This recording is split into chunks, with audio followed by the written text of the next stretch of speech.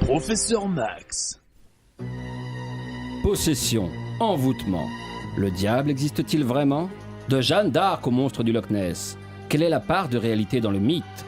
Selon sa propre définition, un mythe est une construction imaginaire qui se veut explicative de phénomènes physiques ou sociaux et surtout fondatrice d'une pratique sociale en fonction des valeurs fondamentales d'une communauté à la recherche de sa cohésion.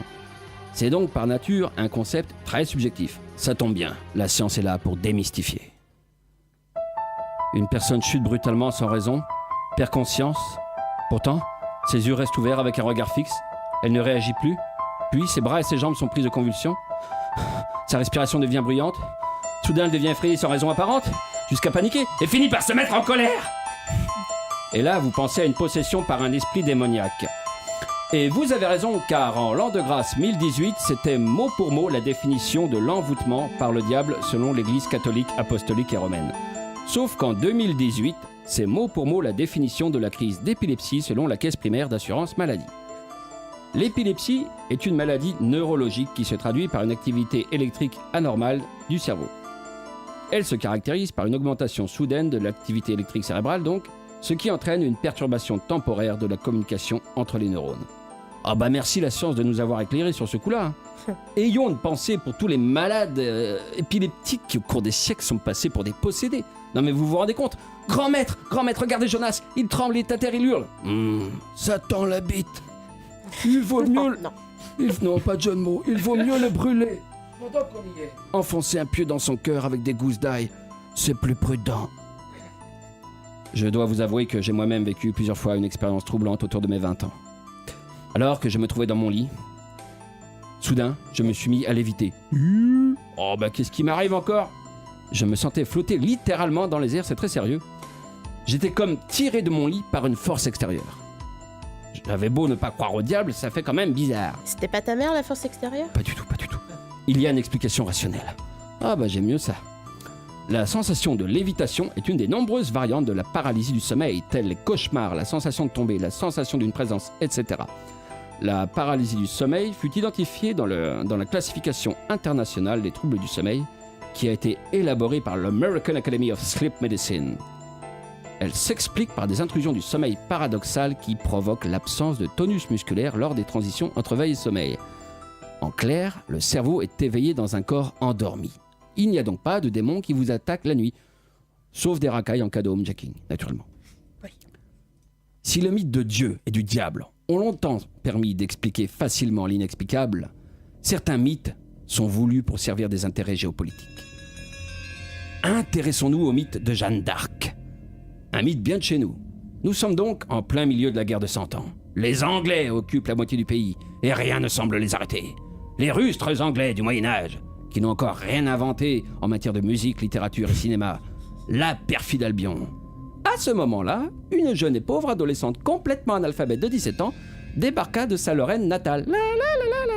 Rencontra le roi et lui dit « Bonne nouvelle, mon bon roi, Dieu m'a parlé et va guider mes pas vers la victoire, mais pour cela, tu comprends bien que tu dois me prêter une armée. » Tiens oui, bonne idée, fit le roi.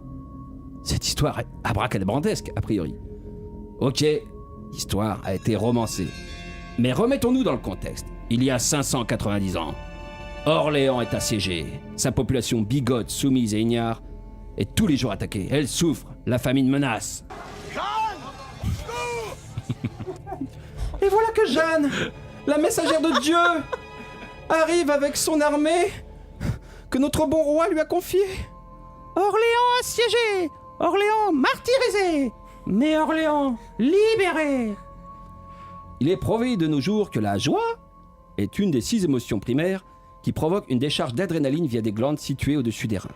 De même, le moral aide le corps à mieux récupérer. Ce sursaut des Français, à mon avis, on le doit donc à Jeanne d'Arc, plus par son impact sur le moral des troupes et la ferveur qu'elle provoquait, que par sa capacité militaire. L'autre avantage du mythe de Jeanne d'Arc est qu'il permet d'occulter Gilles de Rais, véritable artisan de la victoire militaire. Il fut exécuté à la chaussée de la Madeleine à Nantes pour hérésie et alchimie, puis accessoirement pour viol et meurtre de 140 enfants de paysans. 3 fois rien. Voilà, à l'époque c'était vrai en plus, c'était le motif secondaire. Le sauveur de la France, duc de Bretagne et d'Anjou, maréchal de France, compagnon d'armes de la pucelle d'Orléans, reste à ce jour le pire pédophile et tueur en série connu de l'histoire de France. Putain, ça la fout mal, quoi.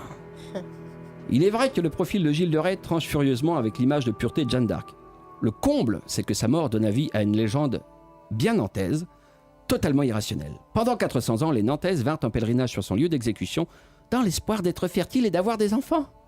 Car avant de mourir, Gilou avait dit aux femmes de bien s'occuper des enfants. Merci Gilou. Voilà, il avait un bon fond. Cette histoire est authentique, sauf si l'historien Stéphane Pajot a raconté n'importe quoi dans son ouvrage Nantes, Histoire des rues, évidemment. Abordons maintenant la légende du monstre du Loch Ness. Elle remonte à l'an 565, un lundi. Peut-être plus, mais ce dont on est sûr, c'est qu'un récit relatant les aventures de Saint Colomba, le prêtre irlandais ayant introduit le catholicisme en Écosse, comme chacun sait, raconte comment Saint Colomba, sauva un de ses disciples tombé à l'eau, d'un monstre rugissant au long cou, juste en faisant le signe de croix et en invoquant la puissance du Dieu chrétien. Waouh, belle pub pour le christianisme, j'avoue. Non seulement il change l'eau en vin, et en plus le Dieu chrétien purifie les lacs des monstres. Quoi, t'es pas encore converti? Mais t'as quoi? Puis pendant 1400 ans, rien. C'est en 1933 qu'un directeur de cirque connu dans tout le Royaume-Uni, pensant tenir là une belle publicité, proposa une fortune à qui attraperait la bête. Dès lors, le monstre du Loch Ness, Nessie pour les intimes, était connu dans tout le Royaume-Uni. En avril 1934, c'est le scoop mondial. Une photo prise par un chirurgien londonien, c'est pas n'importe qui, montrait le monstre. Il ressemblait au plésiosaure, disparu il y a des millions d'années, mais qui avait effectivement bien vécu dans cette région du temps de la préhistoire. En 1938, un spécimen du Selacanthe, un poisson que l'on croyait disparu depuis la préhistoire, fut pêché. Il n'avait donc pas disparu. On se prit à rêver. Après tout, le Loch Ness est très profond, 272 mètres de fond, alors... La communauté scientifique britannique et internationale s'est passionnée pour cette histoire et a consacré de grands moyens financiers. Entre 1954 et 1987, plus d'une quinzaine de recherches furent menées sur le lac du Loch Ness. D'ailleurs, un bureau d'enquête fut fondé à cet effet de 62 à 72. Dans la moitié des cas, des échos non identifiés furent notés. Suspense. Pourtant, ces recherches ont montré que les eaux étaient pauvres en plancton et donc en poissons. Un gros monstre ne pourrait pas survivre. En 1994, patatras! L'auteur de la fameuse photo de 1934 révéla la supercherie. Il avait pris la photo d'une petite maquette en bois pour aider le correspondant du Daily Mail à se venger d'un canular dont il avait été victime. Oh, c'est ballot, toutes ces décennies d'investigation pour rien. Oui, mais pour les jusqu'au-boutistes, je vous ferai dire que le Loch Ness possède une ouverture sur la mer. Et en 1976, on a encore découvert une espèce de poisson préhistorique inconnu alors. Bon, en conclusion, si vous êtes un élu d'un département rural et que vous voulez apporter une notoriété et une attractivité à votre région, vous ne savez pas quoi faire, eh bien maintenant vous savez ce qu'il vous reste à faire. Créer soit une légende d'un monstre marin, soit du passage d'une soucoupe volante, ou une apparition de la Sainte Vierge. Évitez les maisons hantées peu porteuses pour le grand public. Ça cartonne à chaque fois, car ça fascine.